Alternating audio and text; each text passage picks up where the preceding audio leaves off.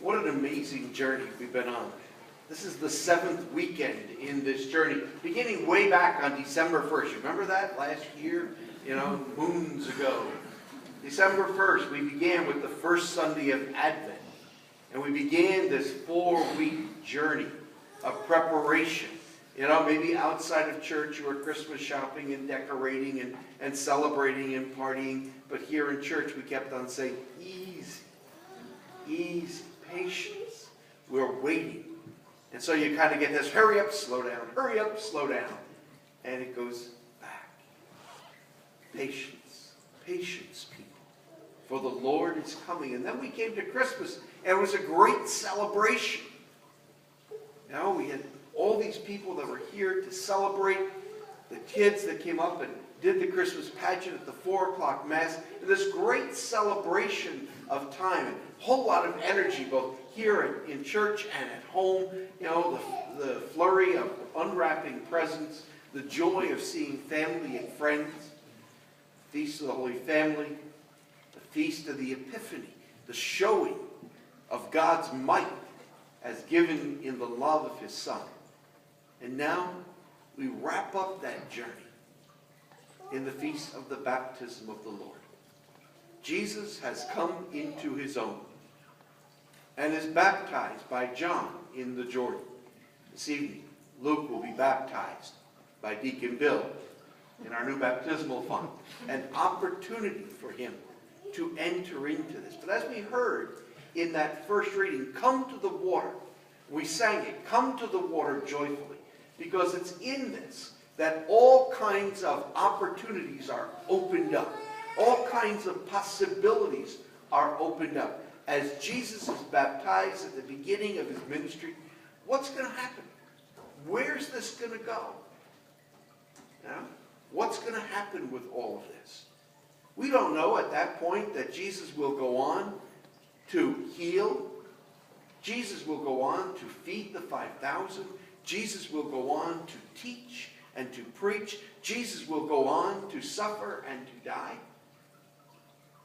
Luke, he begins a journey today. All kinds of possibilities lie open before him. He could go on to become a priest, Bishop of Monterey, first American Pope.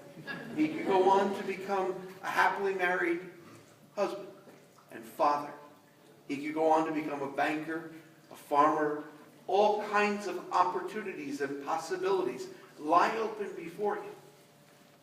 And they all begin here. Because in each and every one of those opportunities, the grace of his baptism, the power of his baptism, the relationship that he has with his God begins now. Who knows how it's going to show itself? It could show itself in so many different ways, as it does in our own lives. For some of us, our baptism has taken us in some amazing ways. Our baptism has taken us far from the land where we were born, far from the town where we were born. It has led us into relationships that we never thought about when we were kids. Has given us spouses, children, grandchildren, maybe even a couple of great-grandchildren.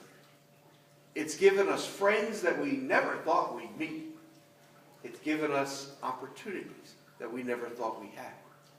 But through every single step of that journey, the power of our baptism has been with us.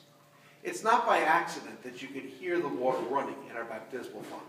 A couple of people have come up and said, are you going to turn that off? No. Because we don't turn off our baptism. The water of our baptism constantly runs through our lives. The grace of our baptism runs through our life every single day. And just as that running water reminds us that it's there, maybe remind a few of us that we need to go to the bathroom. It reminds us that it's there. And so also we are reminded that the power and the presence of our God is always in our life because of baptism.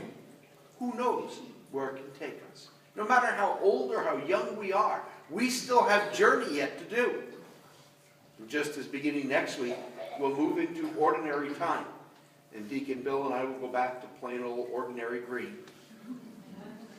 It is still an opportunity for us to pick up the challenge of discipleship. For the next 6 weeks, as we're in ordinary time, we'll hear the gospel call us to the challenges of discipleship. What is it that Jesus taught? As a result of his birth, his baptism, and his showing forth to the world, he now takes up his task, his vocation, and calls us to follow him. Live our baptism every day.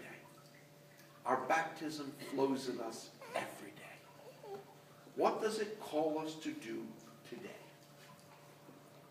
Tomorrow might be something different. But today, what does our baptism call us to do? More importantly, who does our baptism call us to be? Disciples of the Lord Jesus Christ.